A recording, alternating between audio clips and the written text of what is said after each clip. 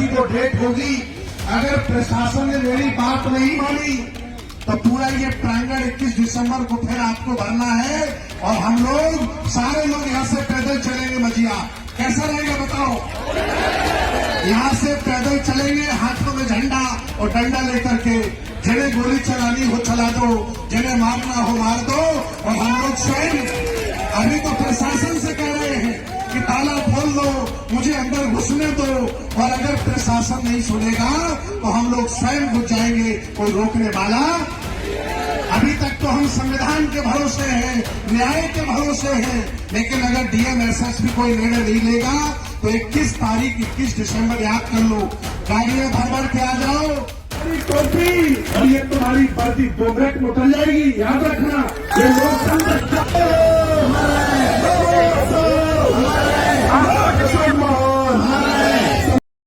हम महाभेषज गुरु तथागत बुद्ध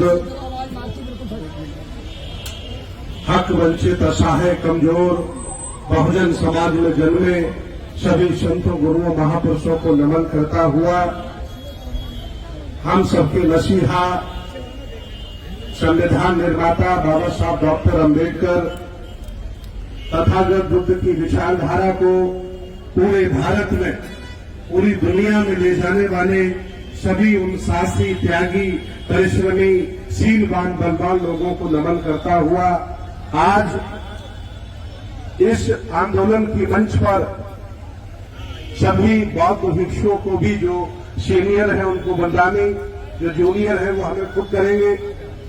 और आज इस मानवीय भवन में बदायूं हेडक्वार्टर पर आसपास से पधारे सभी जिंदा लोगों को बहुत बहुत धन्यवाद। आप लोग जिंदा लोगों की कैटेगरी में आते हो क्योंकि मोटा अपने घरों पर बैठे हैं और वो खाना खा करके सो रहे हैं। आप लोग जिंदा लोगों की कैटेगरी में आते हो। आपको मालूम है कि मेरा दोस्त कौन है, मेरा दुश्मन कौन है। आपको मालूम है कि मेरी विरासत कहाँ है, कहाँ नहीं है। आपको पता है कि आप इस दुनिया के, इस भारत के राजा महाराजा रहे हो। 16 महाजनपद, 10 गणराज्यों से आपका संबंध है। मैं आज बताना चाहता हूं इस ऐतिहासिक आंदोलन के मौके पर कि शेड्यूल कास्ट में जितनी भी जातियां हैं इस देश भारत में सभी कभी न कभी शासक रही हैं। ओबीसी में जितनी भी जातियां हैं उनका भी इतिहास बताता है, वो भी कभी न कभी शासक रही हैं। हम सब लोग सके पुराने राजा महाराजा हैं। ये देश बनाया हमने है, ये देश चलाया हमने, इसको बेहतर बनाया हमने है। इस शहर का नाम है, इस जिले का नाम है बदायूं। मैं स्पष्ट बता देना चाहता हूं, यहां बुद्ध आए थे इसीलिए इसका नाम बदायूं पड़ा है। यहां बुद्ध आए थे इसलिए इसका नाम बदायूं पड़ा है। बगल में चले जाइए है, मैं कह सकता हूं पूरे उत्तर प्रदेश की सबसे बड़ी बौद्ध विरासत है। बगल में मझिया है, सम्राट अशोक, जिसे कोई कुंड कहता है, मैं तो उसे बौद्ध मठ कहता हूं। वो बौद्ध मठ है और पिछले 200 वर्षों से बौद्धों के पास, बौद्ध भिक्षुओं के पास उसका तानाशाही है। और अगर उसका विकास हुआ है तो बौद्धों के प्रयासों से विकास हुआ है। अगर किसी एमपी ने अगर 1 करोड़ रुपया लगाया है तो यहाँ के बौद्धों ने संघर्ष किया है। चाहे वो सांसद धर्मेंद्र यादव रहे हो, चाहे वो सांसद संघ मित्रा रही हो। और आगे भी अगर कोई उसका विकास होगा तो इसलिए होगा कि वो बौद्धों का मान सम्मान है और वो बौद्ध स्थल है। मैं बताना चाहता हूं, आपने अगर कुरेदने का काम कर दिया है तो धीरे धीरे ये आवाम हमारी जाग जाएगी और हम लोग उस काम पर बहुत दिनों से संघर्ष कर रहे हैं। मुसलमानों के पास जितनी संपत्तियां हैं उन्हें वक्फ बोर्ड आपने बना के दे दिया। हिंदुओं के पास जितनी संपत्तियां हैं उनके 4 धाम, ज्योतिर्लिंग और बड़े बड़े मठ बनाकर उनके हाथों में आपने ले लिया। ईसाइयों के पास जितनी बड़ी बड़ी संपत्तियां हैं वो सब चर्चों के माध्यम से और मिशनरी स्कूलों के माध्यम से उन पर भी उन लोगों ने कब्जा कर लिया। लेकिन भारत में जितनी भी बौद्धों की संपत्ति है उसको भारतीय पुरातत्व सर्वेक्षण कब्जा करके एक सरकारी विभाग क्यों बैठा है? अगर सबके पास सबको सारी संपत्तियां दे दी गई तो ये भारत सरकार कब प्राचीन बौद्ध विरासत बोर्ड बनाकर उसका मालिक बौद्धों को बनाएगी और या फिर कब तक मूर्ख बनाएगी? यह सभी पढ़े लिखे लोग भगवान बुद्ध की विचारधारा को जन जन तक पहुंचाने वाले लोग आए हैं। सतिया है, सबने कब्जा कर लिया है, लेकिन हमारी संपत्तियों पर भारतीय पुरातत्व सर्वेक्षण का कब्जा क्यों? आज मैं आपको बताना चाहता हूं, पूरे भारत में वन विभाग से भी ज्यादा संपत्ति, सिंचाई विभाग से भी ज्यादा संपत्ति भारतीय पुरातत्व सर्वेक्षण के पास है और उसके पास जो 99% संपत्ति है वो सब बौद्धों की संपत्ति है, आपकी संपत्ति है, जिस पर आपका मालिकाना हक है। लेकिन आपके कमजोर, बुज़दिल, नालायक और अज्ञानी होने की वजह से इन पढ़े लिखे लोगों ने गेम किया है, चालाकी की है, आपकी सारी विरासतों पर बलात् कब्जा कर लिया है। अभी इन्होंने जब मस्जिद में सर्वे कराने का अभियान चलाया तो मैंने दिल्ली लाल किले से इनको ललकारा, अगर सर्वे कराया और ईमानदारी से सर्वे करने वाले अगर गहरा सर्वे कर दिए तो मेरा बौद्ध मठ निकल आएगा, ना तुम्हारी मस्जिद बचेगी ना तुम्हारा, क्योंकि तुम दोनों लोग बाद में आए हो। पहले यहाँ के राजा महाराजा हम बौद्ध हम यहाँ के, ये धरती हमारी है। 2,500 वर्ष पहले यहाँ हम लोग आए, हम लोगों ने संस्कृति का विस्तार किया। 1400 वर्ष पहले इस्लाम आया और हिंदू धर्म की तो उम्र 1000 साल।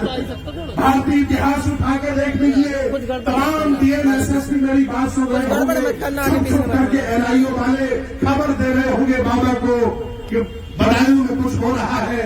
मैं आपको बताना चाहता हूं, अगर भगवान बुद्ध के महायानी परंपरा को परिवर्तित करके आपने अगर पाली को परिवर्तित करके संस्कृत और हमारे देवी देवताओं को परिवर्तित करके महायानी देवी देवता ने बनाया होता तो कभी भी ब्राह्मण धर्म और हिंदू धर्म यह पैदा ही नहीं होता।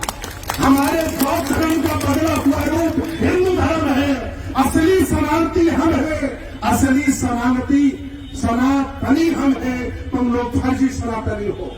अगर हिंदू चिल्ला रहे थे अब तक आप क्यों बंद कर दिया हिंदू हिंदू कहना? क्योंकि सत्याग्रह प्रकाश लोगों ने पढ़ लिया, हिंदू का मतलब लोगों ने जान लिया है। अब ये सनातनी सनातनी चिल्ला रहे थे। भगवान बुद्ध कहते हैं ऐस धर्मो सनातनो, भगवान बुद्ध का ही धर्म, प्रकृति का धर्म ही सनातन धर्म है। तो असली सनातनी कौन हुआ? हम लोग हुए असली सनातनी। ये फर्जी लोग हैं जिन्होंने साहित्य आपका चुराया, भाषा आपकी चुराई, मठ आपका चुराया, त्योहार आपका चुराया और आपका सब कुछ चुरा करके इन्होंने अपना ब्राह्मण धर्म बना करके। मैं बार बार कहता हूं लोगों से, क्यों भारत को हिंदू राष्ट्र बनाना चाहते हो? अगर बनाना है तो भारत के सभी लोगों को ब्राह्मण बना दो ना, मैं बनने के लिए तैयार हूं। बनाओ सबको ब्राह्मण, बनाओ सबको एगो पवित्र जनेऊ पहनाओ, बनाओ सबको ब्राह्मण। क्यों सबको हिंदू बनाना चाहते हो? क्योंकि हिंदू बनाकर ब्राह्मण, क्षत्रिय, वैश्य, शूद्र और सेवा करवाना चाहते हो, आप गुलामी करवाना चाहते हो। अब बाबा साहब का साहित्य घर घर चला गया है, बुद्ध घर घर चले गए हैं। मैं धन्यवाद दूंगा अमेरिका का, व्हाट्सएप, फेसबुक, ट्विटर घर घर चला गया है। मेरी आवाम जाग गई है, वो जान गई है कि असली मालिक हम है, यह देश हमारा है, ये चोर है, लुटेरे हैं, इन्होंने चोरी की है। आज नहीं कल अगर हम सब कामयाब हो गए इस 100 करोड़ की आबादी को समझाने में तो आपको वक्त नहीं लगेगा यहाँ से झूला उठा के भागने का। अभी भी मान जाओ, आप आपकी लड़ाई लड़ो मत हमसे, अभी भी यहाँ रोटियां खाते रहो, पड़े रहो। लेकिन जिस दिन यहाँ 100 करोड़ की आबादी जाग गई, इस देश से भागने में आपको वक्त नहीं लगेगा। वो जानते को धीरे धीरे जानने लगे हैं कि असली राजा कौन है, असली शासक कौन है, ये देश किसका है, ये संस्कृति किसकी है, ये भारत किसका है, ये हमारा है, बौद्धों का है। अगर हिम्मत है तो मैं चाहता हूं अभी मजिया भेज दीजिए कप्तान को, अगर औकात हो कप्तान की तो बनते सुमित रतन को बिहार से निकाल के दिखा दे।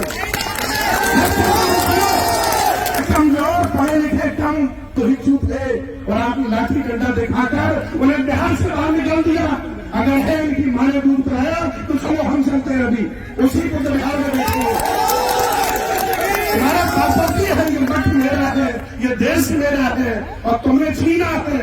हम लोगों को जितने समझाने में कामयाब हो गए कि तुम यहाँ के राजा महाराजा हो, इनकी औकात नहीं है कि कभी भी हमारे हक वंचित असहाय कमजोर लोगों को ये सताने का काम करें और कब्जा करने का काम करें। ये मामला अब धीरे धीरे बढ़ रहा है। मैंने कल हाई कोर्ट के वकीलों से बात की है। मैंने कहा बदायूं के एसपी को क्रिमिनल केस में लगाऊंगा और मुकदमा में ठोकूंगा। ये मामला बढ़ेगा। मैं हाई कोर्ट भी जा चुका हूं, सुप्रीम कोर्ट भी जा चुका हूं और इन जालिमों ने सुप्रीम कोर्ट में 1 लाख का जुर्माना भी मेरे ऊपर लगाया है। मैं हाई कोर्ट अब जा रहा हूं, यहाँ के डीएम को, एसएसपी को, दरोगा को, सीओ को पार्टी बनाऊंगा और उनके खिलाफ अगर हम लोग ऐसे ही चुप रहे, अगर हम लोग ऐसे ही नालायक बनकर के अपने घरों में बैठे रहे तो ये तुम्हारे घरों पर भी कब्जा कर लेंगे, देख लेना। इसलिए ये इनका एग्जामिनेशन है, ये चेक आपको कर रहे हैं कि कितनी जान तुम में जिंदा है। और ये पता चल गया है कि बदायूं में लाखों लोग जिंदा है, अभी मरे नहीं। पार्टी बनाता हूं, मुकेश बाबू मैं इनके खिलाफ कप्तान पार्टी होगा, मुल्जिम बनाऊंगा इन लोगों को कि 15-20 साल से मेरा कब्जा है। आपको मालूम है अगर किसी को किराए पर मकान दे दिया जाए तो उसको आप निकाल नहीं सकते हैं, वो भी मोहब्बत से निकाला जाता है। ये भारत का कानून कहता है। और ये लाठी डंडे के बल पर 25 साल से मेरे कब्जे के बिहार में हमें कैसे निकाल सकते हैं? इन पर मुकदमा बनता है। और अगर हाई कोर्ट नहीं मानेगा तो हम सुप्रीम कोर्ट जाएंगे। मेरी एडवोकेट महमूद प्राचा से बात हुई, एडवोकेट भानु प्रकाश से बात हुई, मैंने बड़े बड़े वकीलों से बात की है। हाई कोर्ट सुप्रीम कोर्ट में जज भी हमारे उपासक है।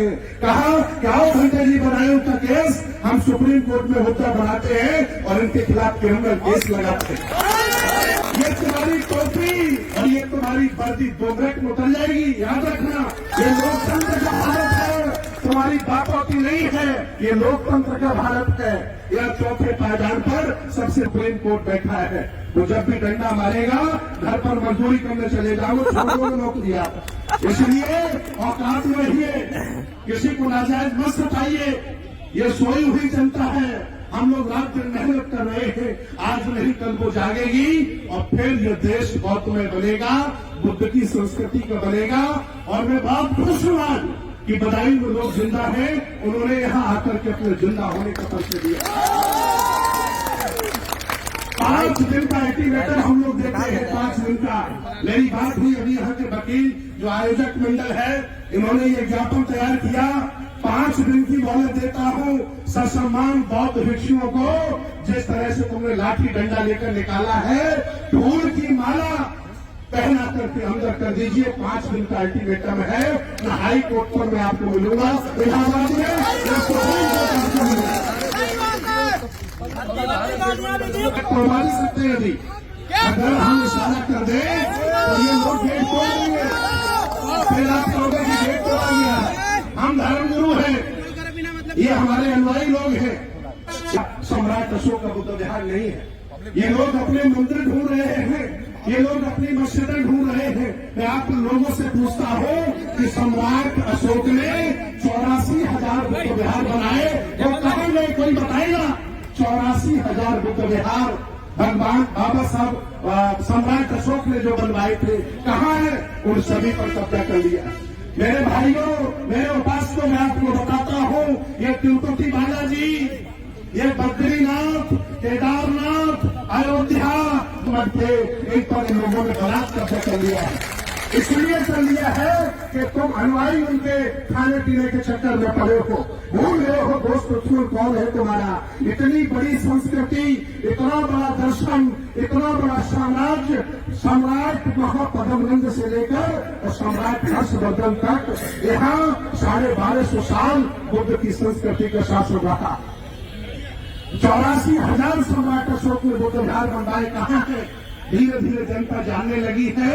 और मैं आह्वान किया था, हमने जब अयोध्या का केस किया उस समय आह्वान किया था कि तुमने एक मेरा साकेत छीन लिया है, अब हम लोग लाखों साकेत में बदला लेंगे और आज नहीं तो कल अपने लोगों को जगाकर इस देश भारत का प्रधानमंत्री तक बनवाएंगे, तब जाकर के हम समझाएंगे कि ये देश मेरा है। और आज मैं सभी लोगों का बहुत बहुत आह्वान करता हूँ, जितने भी यहाँ पर सामाजिक लोग आए, धार्मिक लोग आए, संगठन चलाने वाले लोग आए और राजनीति करने वाले लोग आए, सबका बहुत बहुत धन्यवाद, क्योंकि ये राजनीतिक मुद्दा नहीं है, ये मान सम्मान की लड़ाई है।